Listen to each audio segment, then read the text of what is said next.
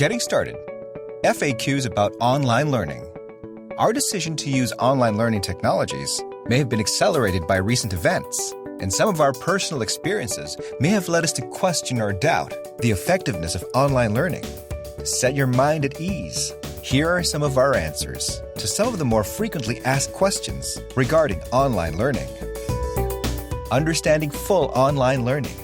An online class has been defined by the college as a class that is fully conducted in an online environment. That is Big Sky Benilde, either in a synchronous or an asynchronous mode.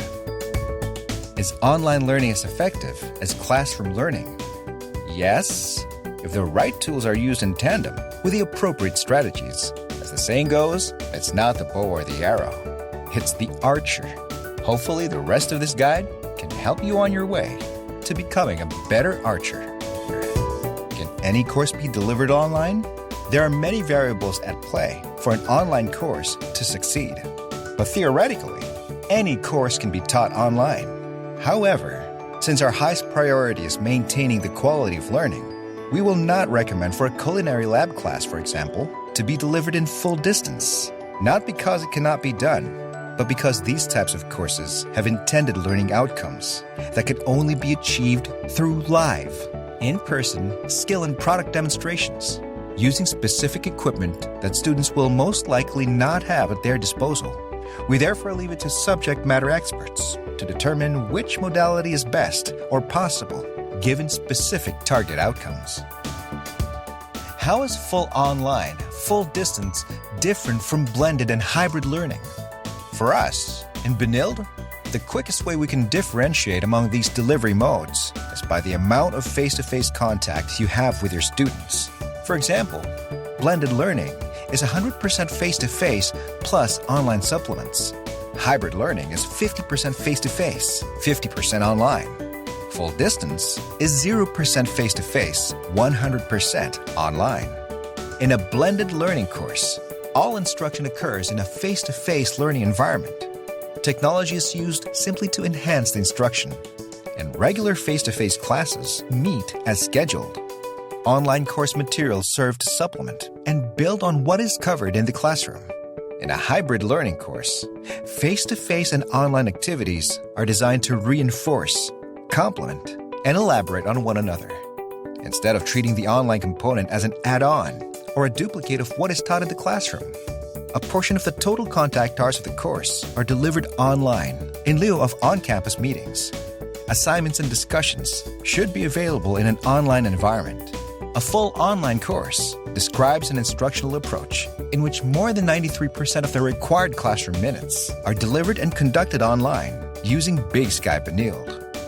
Full online courses do not require the learner's physical presence for classes, exams, and/or other purposes integral to course completion. Which is better, synchronous or asynchronous learning? Neither is better than the other, as both are useful and recommended, depending on the nature of the teaching-learning activity. Asynchronous learning refers to self-paced learning at the time convenient for the learner. You, the instructor, do not have to be online all the time because you have uploaded the learning materials and created activities that your students can consume and complete at their own pace within a given time frame. This mode is ideal for pushing content, drills, personal reflections, insights sharing, and for the completion of many other challenging or thought-provoking activities. A purely asynchronous course could lead students to feel unguided and unmotivated.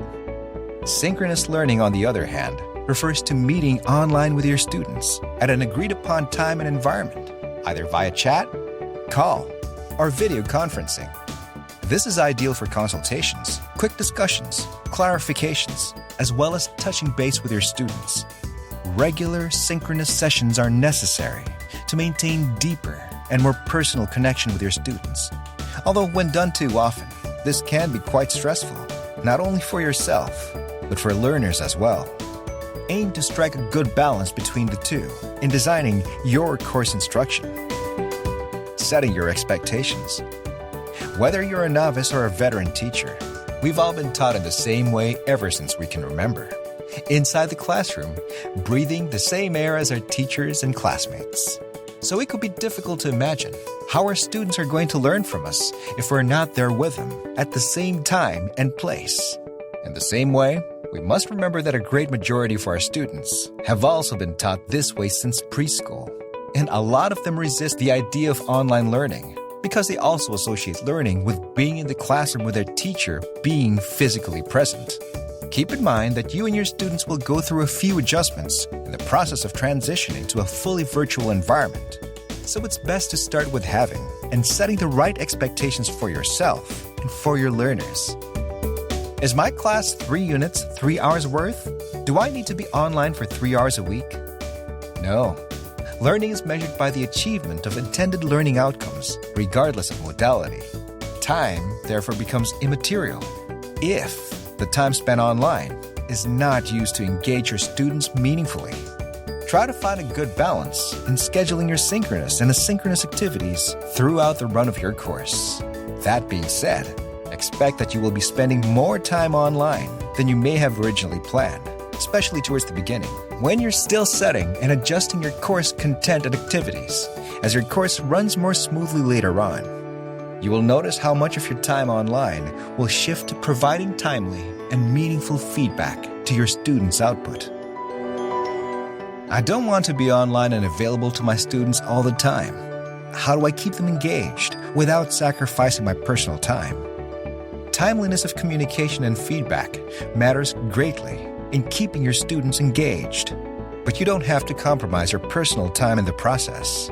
Establish a clear routine, set boundaries, and stick to it.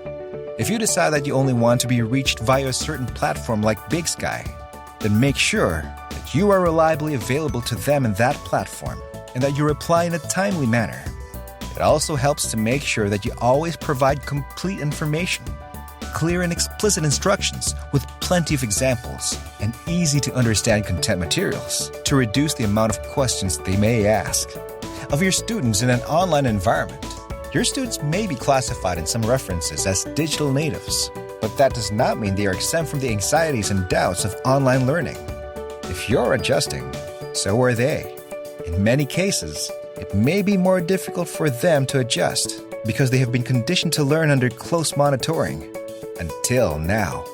They may also be less motivated than you are to quickly adjust to online learning. Some could feel like they learn better with a group than when alone. Some may also be struggling with things that we cannot observe.